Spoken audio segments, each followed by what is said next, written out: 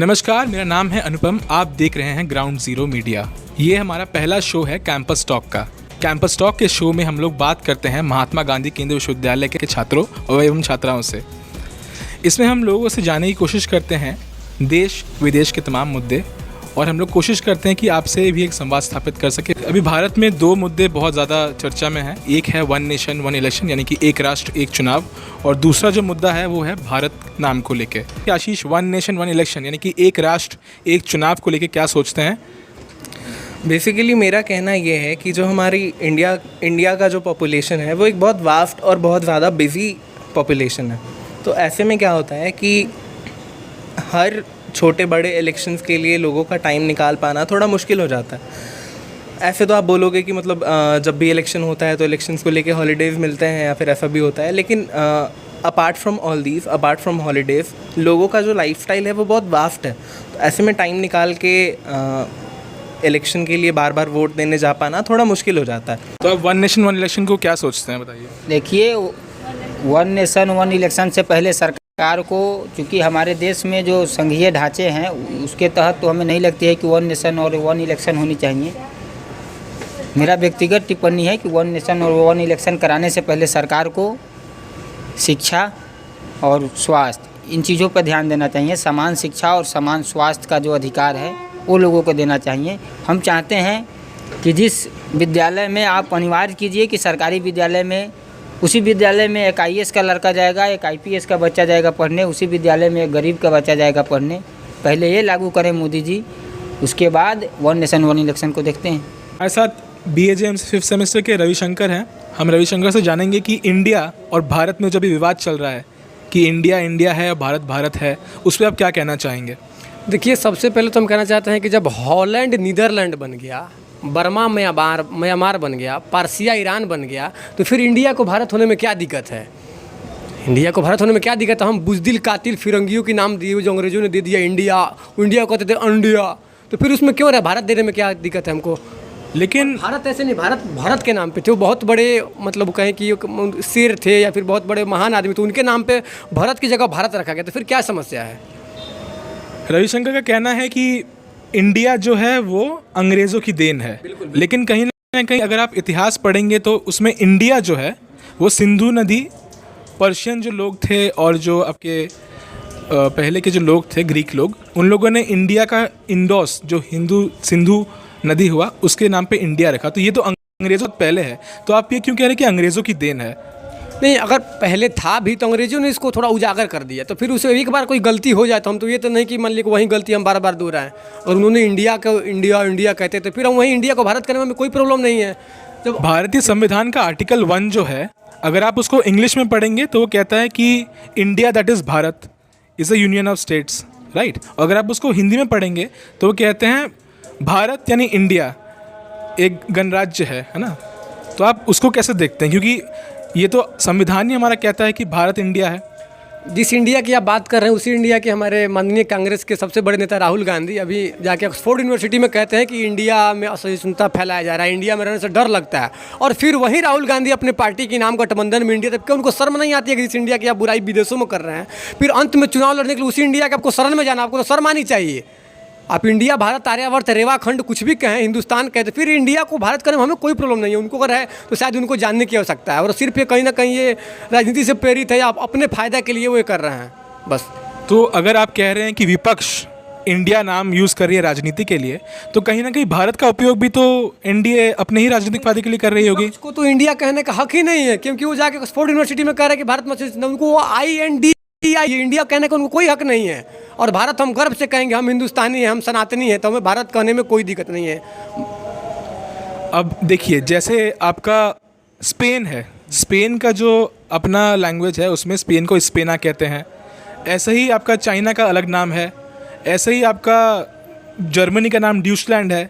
वो लोग कभी इस नाम का इस्तेमाल ऐसा नहीं करते हैं ऑफिशियली। जब हम कहीं इंटरनेशनल पटल पर रहते हैं, अंतर्राष्ट्रीय पटल पर, तो हम उस नाम का इस्तेमाल करते हैं जो कि पूरे विश्व में सब जानते हो और बोलने और उच्चारण करने में आसानी हो। तो कहीं ना कहीं इस कारण से भी भारत और इंडिया को आप देखते होंगे। उस पर आपकी क्या राय है कि हम अपने नाम को इस तरीके से क्यों यूज़ करें? नहीं देखिए, बदलाव तो नहीं है। एक कहा जाता है कि changing is the rule of nature, बदलाव प्रकृति के नियम है। तो इसमें बदलाव का तो कहीं कुछ है ही नहीं, क्योंकि बहुत पहले से भारत चलते आ रहा है। शायद उन लोगों को नहीं पता, सिर्फ वो अपने फ़ायदा के लिए भारत इंडिया कभी ये कहते हैं कभी वो कहते हैं, सिर्फ बस वो अपने लोग फ़ायदे के लिए कहते हैं, बाकी दूसरा कोई नहीं है। भारत भारत है, हिंदुस्तान है, इंडिया नहीं है। राजनीति, अगर राजनीति हटा दिया जाए, एक तरफ कर दिया जाए, तो आप मानते हैं कि इंडिया और भारत एक है? देखिए, हम अपने देश के नाम राजनीति से नहीं जोड़ सकते, क्योंकि राजनीति रहे या ना रहे। तो आप किस देश के नागरिक हैं? भारत भारत भारत भारत, इंडिया के नहीं हैं? हम भारत के थे, हैं और रहेंगे। अब देखिए कि भारत का जो इतिहास रहा है चुनाव के संबंध में, उसमें पहले भी एक राष्ट्र एक चुनाव की बात रही है और 67 तक ये चला है। तो आप उसको कैसे देखते हैं? देखिए, जब भी देश में चुनाव आती है तो 2-3 चीज़ें खतरे में चली जाती है। एक हिंदुत्व मेरा खतरा में चले जाता है, और दूसरा बेफजूल की मुद्दे को लाया जाता है देश में। 1 नेशन 1 इलेक्शन आप कराइए, ठीक है, हम भी आपका सहमति दे रहे हैं, लेकिन उससे पहले हम मोदी जी से कहेंगे कि पहले आप समान स्वास्थ्य, समान शिक्षा की बात कीजिए। भारत का जो शिक्षा का ग्राफ गिरा है वह ठीक होगा उससे। स्वास्थ्य का जो ग्राफ गिरा है, एक गरीब आदमी एम्स में इलाज कराने के लिए दर दर भटकता है, ऐसा स्थिति नहीं होना चाहिए। वो इलाज के बिना मर जाता है कितना लोग। एक गरीब का बेटा पढ़ नहीं पाता है, बेहतर शिक्षा नहीं मिल पाता है। जब एक IAS और IPS और एक मंत्री और MP का MLA का बेटा जब पढ़ेगा उसी स्कूल में, तो निश्चित रूप से उस स्कूल की शैक्षणिक व्यवस्था में परिवर्तन होगी, बदलाव होगा, और इससे हमारा देश विकसित होगा। 1 नेशन और 1 इलेक्शन कराकर हमारा देश उतना विकसित। तो क्या आप मानते हैं कि 1 नेशन 1 इलेक्शन सही है? देखिए, 1 नेशन और 1 इलेक्शन प्रॉपर ढंग से हम कहें तो जो भारत में पहले से होती आ रही है उसको ख़त्म करने की आवश्यकता नहीं है। और चूँकि अब राजनेताओं को और उन लोगों को क्या समझ है वो तो वो लोग ही बताएंगे, लेकिन हम इतना ही कहेंगे कि 1 नेशन 1 इलेक्शन बेहतर नहीं है, और वोट इधर से उधर हो सकता है। इसलिए 1 नेशन और 1 इलेक्शन एक बेहतर लोकतंत्र के लिए सही नहीं है। अंजलि, अभी आप देख रही होंगी कि भारत और इंडिया को लेके पक्ष और विपक्ष दोनों में विवाद हो रहा है। आप क्या सोचती हैं? हाँ, जैसे कि पता है कि भारत जो है वो बहुत बड़ा देश है, और यहाँ पे बहुत सारे गंभीर मुद्दे हैं, जैसे कि स्वास्थ्य के, एजुकेशन के, या बहुत सारे हैं, ह्यूमन्स राइट्स के। तो ऐसे बहुत सारे गंभीर मुद्दे हैं। तो ये सब को दरकिनार करके आप सिर्फ एक नाम पे चर्चा कर रहे हैं, तो आपको वो नाम को छोड़ के आपको वो मुद्दे पे चर्चा करना चाहिए जो गंभीर मुद्दा है। और अगर नाम चेंज भी होता है, जैसे कि इंडिया से भारत जैसे होने वाला है, तो उसमें लोगों को बहुत परेशानी भी हो सकती है। जैसे कि आधार कार्ड में इंडिया करके जिक्र किया गया है, अब उसको चेंज करवाना, तो ये सब लोगों को परेशानी ही होगी इस सब चीज़ों से, नाम चेंज करने से। तो ये मेरा कहना ये है कि आप नाम को छोड़ के वो गंभीर मुद्दे पर सरकार ज़्यादा ध्यान दे, तो वो देश के लिए ज़्यादा बेहतर होगा। हालांकि जितने भी ऐसे सरकारी दस्तावेज़ होते हैं उस पर भारत का भी जिक्र होता है और इंडिया का भी जिक्र होता है ना। ज़्यादातर लोग अगर आप देखेंगे दस्तावेज़ तो उसमें दोनों ही रहता है। तो स्पेशली भारत को एंडोर्स करना, अभी भारत को लाना, आपको क्या लगता है इसका क्या कारण होगा? भारत को लाने का ये कारण है कि जो इंडिया नाम जैसे दिया गया है वो अंग्रेज़ के द्वारा दिया गया है। तो ये चर्चा में है कि क्यों अब वो हम लोग सब विदेशी माल को अब छोड़ के हम लोग अपना मतलब कि देश का जो सामान वो अपनाए।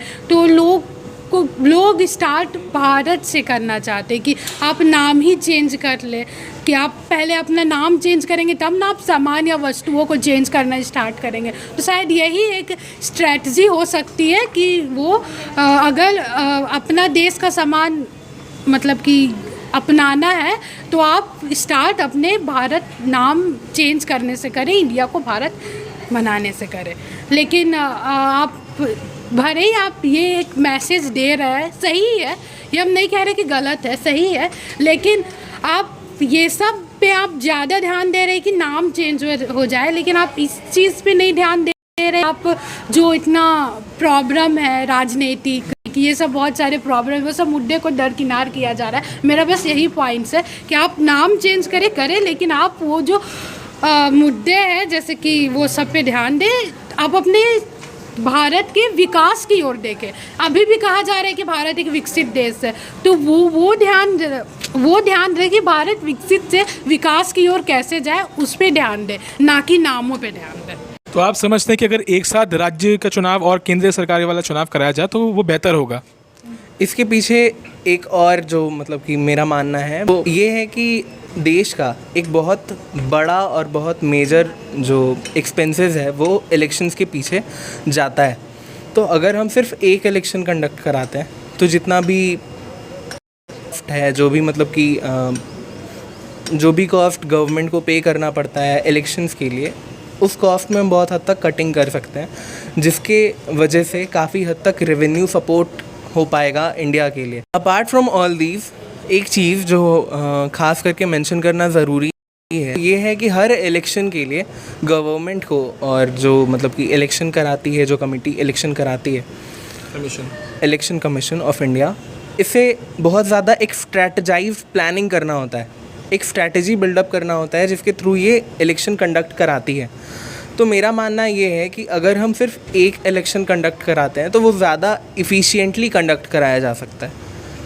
अगर प्लानिंग सिर्फ 5 बार प्लानिंग करने की जगह अगर हम सिर्फ एक बार प्लानिंग करते हैं तो कहीं ना कहीं जो आउटकम होगा वो ज़्यादा इफ़िशिएंट। कहीं ना कहीं 1967 में ये जाके ख़त्म हुआ था। उसका एक कारण यही है कि कहीं ना कहीं काउंटरफीट और जो दल बदल था उस समय, उसको कर्व करने के लिए ये चीज़ किया गया था कि ये ख़त्म हो। और कुछ ना कुछ कारण रहे होंगे, जैसे कि जो आपके राज्य के मुद्दे हैं वो कहीं ना कहीं दब जाते हैं केंद्र के। तो आप क्या कहेंगे उस पर? आपने जो 1967 का एग्जाम्पल दिया, इसके तहत मैं ये कहना चाहूँगा कि पहले भी ये चीज़ें हो चुकी हैं, ठीक है। पहले भी 1 इलेक्शन का फॉर्म हमारे पास था, तो इसके बेसिस पे कौन कौन से मेजर प्रॉब्लम्स सामने आते हैं वो हमें पता है। और वो तब का समय था, तब कुछ अलग गवर्नेंस थे, तब कुछ अलग रूल्स थे। आज के टाइम पे सोसाइटी भी अलग है आज के टाइम पे। और सबसे बड़ा प्लस पॉइंट हमारे सामने ये है कि हमें पता है कि कौन कौन सी मेजर प्रॉब्लम्स को हमें फेस करना पड़ सकता है। तो अगर इसके बेसिस पे आज के टाइम पे हम पुराने प्रॉब्लम्स को टैकल करते हुए इस प्लान पे चलें तो हो सकता है कि ये मॉडल कहीं ना कहीं हमारे सोसाइटी के लिए और हमारे सोशल अरेंजमेंट के लिए, सोशल फ्रेमवर्क के लिए ज़्यादा बेटर साबित हो सकता है। तो क्या आपको लगता है कि ये जो इंडिया और भारत का अभी चल रहा है सीन पूरे देश में, वो राजनीति से प्रेरित है? देखिए, वो एक प्रोपगेंडा है और मोदी जी और पूरी एनडीए में खलबली मची हुई है। जो मोदी जी कहते हैं कि हम अपने दम पे चुनाव जीतते हैं, तो उनसे आप पूछिए कि एनडीए के कितने घटक दल हैं। 38 घटक दल एनडीए के हैं, 38 सहयोगियों के साथ चुनाव लड़ते हैं। तो इंडिया और भारत में क्या अंतर है भाई? हिंदुस्तान, इंडिया, भारत, आर्यवर्त, ये सब तो हमारे देश का ही नाम है ना। तो हमें क्या दिक्कत है इंडिया और? आपको अगर अंग्रेजी के नाम से इतनी ही दिक्कत है मोदी जी, तो आप भारत में अंग्रेजी भाषा की अनिवार्यता ख़त्म कीजिए। है हिम्मत मोदी जी में ये करने के लिए? आपको इंडिया नाम से इतनी घबराहट क्यों हो गई? अभी एनडीए है ना, वो भी अपने अलायंस का नाम इंडिया रखे हुआ है। क्या दिक्कत है आपको?